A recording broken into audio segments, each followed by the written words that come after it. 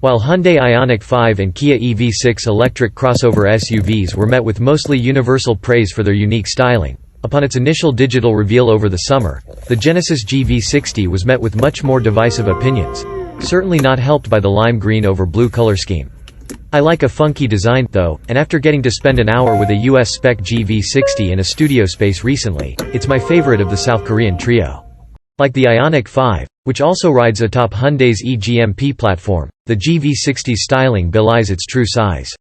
While it might look like a compact hatchback, in reality, the GV60 is only 8 inches shorter in length and 2 inches shorter in height than the GV70 crossover.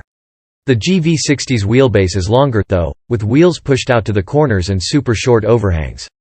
The rakish greenhouse and overall profile really works for me, especially with the fixed rear spoiler. This particular GV60 rides on 21-inch wheels with a rad complex design, and it's unlikely for anything smaller than 20s to be offered in the US. The GV60 has the same thin dual headlight setup as every other new Genesis, but the internals feature individual square pixel LED units for a unique effect. This also makes the headlights easier and cheaper to replace. Genesis says it was important for the GV60 to have a large grille to underscore its positioning as the brand's smallest and sportiest model, and much of the grille is actually functional for battery cooling.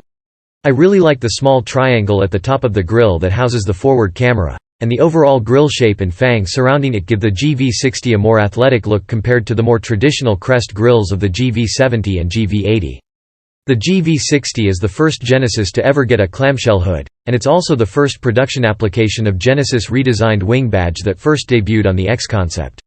One of the most controversial pieces of the GV60's design is the Volt DLO, the lightning bolt-shaped piece of chrome trim that adorns the C-pillar and continues to wrap around the top of the windows and windshield.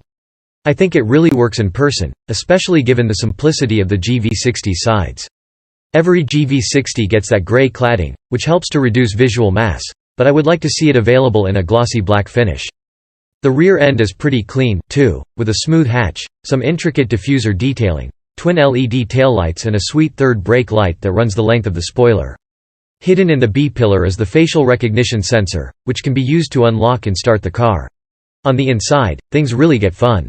The GV60 I got to see has a blue interior with lime green stitching, and Genesis says that's just one of a bunch of interesting interior schemes and exterior paint colors that make the GV60 its most personalizable offering yet. The seats have a mix of blue leather and Alcantara trim with cool perforation patterns, and like on other Hyundai Motor Group products, nearly every surface is color matched to the leather color.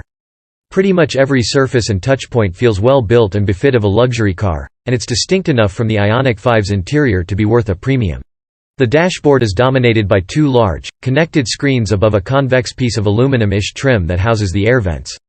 A climate control panel has a mix of real buttons and touch capacitive controls and are a couple buttons to the left of the steering wheel, but otherwise the dash is clean. That steering wheel, by the way, is awesome. It's got two spokes and a pair of round buttons, one for drive modes and one for the boost function. The infotainment is a new evolution of the system found in other Genesis models like the GV80, controlled by a similar rotary dial on the floating center console. It has 3D renderings of the exterior and interior that are used as settings menus, as well as slick animations for range and charging displays. This was still technically a prototype, so I didn't get to play around with it too much, but it should be even better than the GV80's excellent system. But the orb behind the infotainment knob on the center console is the single coolest thing about the GV60. Genesis calls it the crystal sphere, and it has amazing etched patterns that light up and match the set ambient lighting color. The look of the sphere changes as you move your viewing angle, and it's pretty trippy. When the car is turned on, the sphere rotates around 180 degrees to reveal the metal gear selector, which is a rotary knob with a central button for park similar to what's found on the GV70. In addition to just being cool as hell, Genesis bills the crystal sphere as a safety feature. With EVs it can be difficult to tell when the car is actually on, so if the sphere is visible, you know the car is off. Plus, the sphere won't rotate if the GV60 is charging, so you don't accidentally drive off while plugged in. There are a ton of other neat touches. The door panels are maybe my favorite piece of design, with accent stitching, suede trim with a stripe motif and more of that aluminum trim.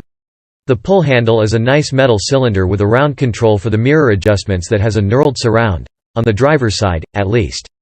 The handle for the front passenger door has a similarly shaped piece that has what looks like a speaker grill, but the whole thing actually twists off to reveal a changeable fragrance dispenser. Rear seat passengers get cup holders mounted in the doors. A completely flat floor adds to the GV60's sense of airiness, and there's a ton of legroom and more headroom than I was expecting. Underneath the center console is a completely open space that allows items to be passed between the rows of seats, with netting in place to prevent stuff from flying around the cabin. The rear seats fold nearly flat, can recline as well, and the front passenger seat is able to recline into an almost horizontal position. There's a good amount of cargo space under the hatch despite the sloping roof, but the frunk is pretty minuscule, at least on all-wheel drive models. Even the glove box is cool. It slides out like a desk drawer, with a flat bottom and a ton of space inside. Genesis today confirmed a bunch of specs for the GV60, though take these with a grain of salt as they're for the Korea market model. The initial rear-wheel drive model will have a 77.4 kWh battery pack and a 225 horsepower electric motor, and in Korea there will be two different AWD versions, including a performance model with 429 horsepower. Like the Ioniq 5 and EV6, the GV60 has the ability to charge from 10% to 80% in just 18 minutes and a function that allows the car to act as a generator. No EPA range estimates have been announced. The Korean RWD model will have a range of around 250 miles, while the performance AWD version gets a 229-mile range in Korea. But the US-spec AWD model I poked around showed a range of 257 miles with 88% charge. The GV60 will go on sale in the US in early 2022, with a price tag around $50,000. As controversial as the GV60's styling is in photos, I promise it looks damn cool in person and there's no denying it's got a fab interior.